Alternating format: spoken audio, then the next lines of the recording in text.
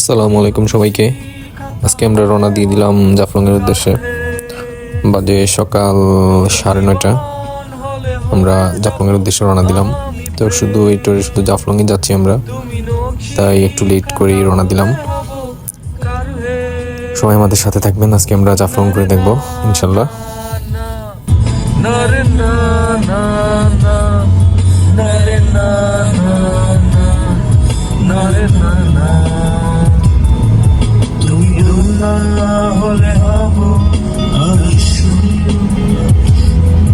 তুমি আকাশ হলে হব শঙ্খ চিহ্ন, তুমি শ্রাবণ হলে হব শ্রাবণ, তুমি বন্যা হলে হব আমি শুনি। এখন আমরা আছি জাফলং 0 পয়েন্টে বিজিবি ক্যাম্পের লাস্ট সীমানায়।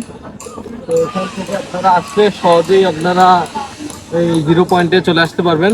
আর আরেকটা পার্কিং আছে, ওইখানে নামলে কিন্তু আপনাদের অনেকক্ষণ হেঁটে আসা লাগবে। এটা হচ্ছে জাফলং 0 পয়েন্ট নামার যে সিঁড়িটা, ওই সিঁড়ি থেকে ইন্ডিয়ার ওই পাশের যে বাড়িঘরগুলো দেখা যায়, এটার ভিউটা আসলেই অপূর্ব সুন্দর লাগে। এখানে একটু ওরা বসার জায়গা করে দিছে, ভালোই লাগে বসতে এখানে। এখানে আসেন, আপনারা নির্ভয়ে আসবেন। এখানে টুরিস্ট পুলিশ সবসময় আছে, সবসময় ওদের সাহায্য পাবেন। যখনই টুরিস্ট পুলিশের হেল্পলাইনে ফোন দিবেন বা এখানে অলওয়েজ টুরিস্ট পুলিশ ডিউটিতে থাকে, ওদের সবসময় আপনারা হেল্প সহযোগিতা পাবেন।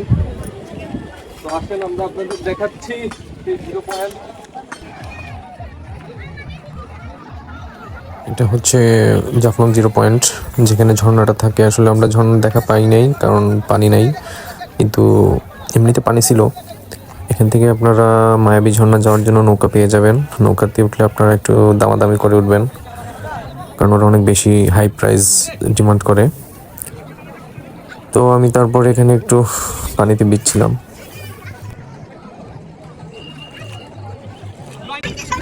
জাফলং 0 পয়েন্ট আসেন, একটা মনোরম পরিবেশ। আর এই ভিউ আর কি বলবো, আমার মুখের কোনো ভাষা নেই। আপনার চোখে না দেখলে এই ভিউ, এই ঝুলন্ত ব্রিজ, এটা আমরা সবসময় ছবিতে দেখে অভ্যস্ত। বা এটার যে নিজের চোখে প্রাকৃতিকভাবে দেখা, প্রকৃতির সাথে তাল মিলিয়ে সবার সাথে ছন্দে ছন্দে এই পাথরের উপর দিয়ে হাঁটা, আসলে এটা মানে বলার মতো মুখের ভাষা নেই।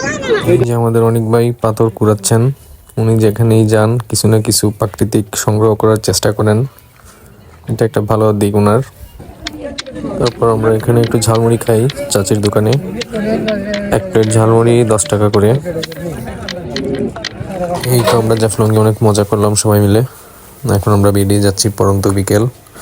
ভাবলাম পরন্ত বিকেলে এখান থেকে একটু আমাদের প্রতিবেশী দেশ ইন্ডিয়াকে দেখি। জাফলং থেকে বেরোতে বেরোতে আমাদের সন্ধ্যা হয়ে যায়।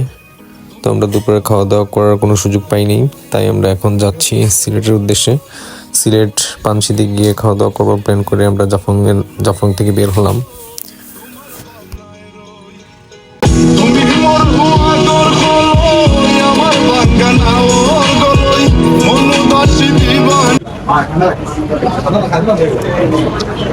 আমরা এখন পানশিতে বসছি।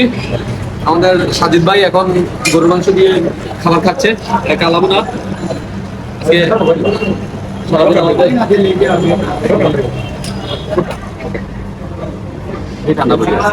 আমরা খাবারের জন্য এখানে ওয়েটিং এ আছি। অনেকক্ষণ ওয়েট করার পর চলে আসলো আমাদের চিকেন বিরিয়ানি। তো সবাই আমরা চিকেন বিরিয়ানি অর্ডার করছিলাম, শুধু সাজিদ ভাই বললো ভাত খাবেন, কারণ সন্ধ্যা হয়ে গেছে। তো চিকেন বিরিয়ানি অর্ডার করার পর আমি শুধু একাই লেগ পিসটা পাইছি, তাই আমি অনেক খুশি। বাকি 3 জন ওনারা লেগ পিস পায় নাই। সো এই আর কি, খাওয়া দাওয়া করলাম। খাওয়া দাওয়া করার পর আমরা বেরিয়ে গেলাম আবার মৌলভীবাজারের উদ্দেশ্যে। তারপর আমরা মৌলভীবাজার আসতে আসতে রাত প্রায় 9:30 বেজে গেছে। থ্যাংক ইউ সবাইকে আমার ভিডিওটা দেখার জন্য। আর আমার ভিডিওটা যদি আপনাদের কাছে ভালো লেগে থাকে, তাহলে আমার ইউটিউব চ্যানেলটা সাবস্ক্রাইব করে দিবেন, আর আমার ফেসবুক চ্যানেলটা একটা ফলো দিয়ে যাবেন প্লিজ। আল্লাহ হাফিজ, সবাই ভালো থাকবেন।